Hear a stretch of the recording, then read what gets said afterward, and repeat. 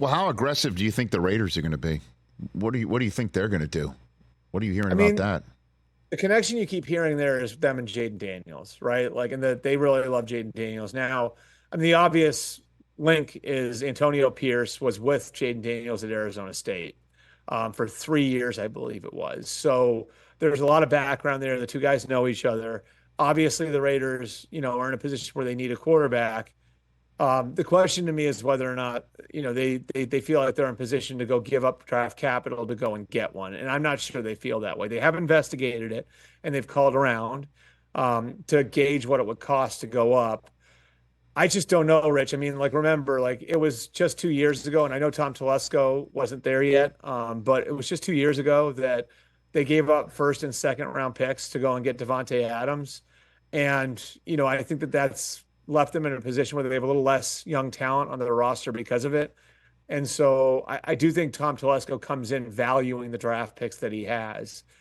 Doesn't mean if the opportunity to get Jayden comes along, they wouldn't go and take a big swing at it. But I think it's something to keep in mind as we move forward. I mean, that would be expensive.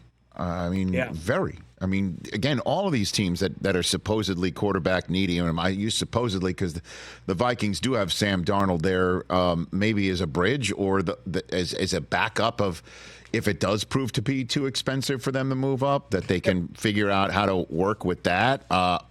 But from 11, 12, or 13 to get up to 2, 3, and 4, that's really pricey. At least the Vikings have another first rounder in their back pocket from this year to help. The Vikings. Yeah, well, the Vikings, I mean, I like that to me, like, what I think is the most interesting thing about that is that trade. They had worked on that at the combine. The Vikings and the Texans had that trade was contingent on the Vikings losing Kirk Cousins. So that trade doesn't happen unless they lose Kirk, which tells you their eyes are on trading up for a quarterback.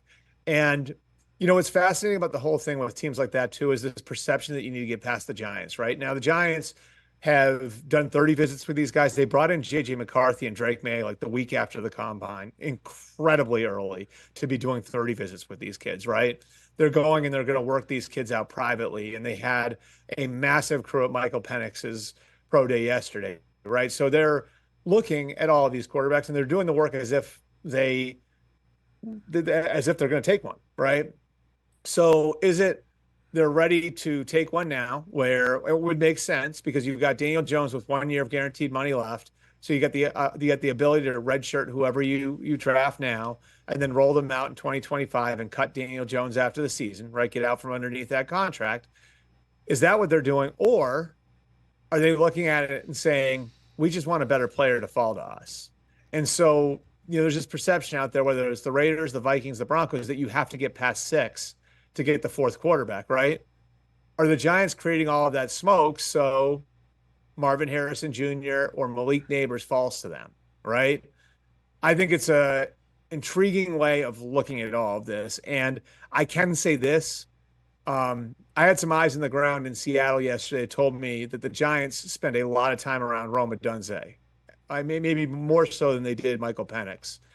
So, I mean, with Brian Daboll on the scene, with Joe Shane on the scene, it's just something to kind of file away that, like, at a pro day that had an elite quarterback and an elite receiver, they were choosing to spend a lot of time, at least in public view, with the receiver rather than the quarterback. Catch the Rich Eisen Show every single day on the Roku channel, 12 to 3 Eastern, for free.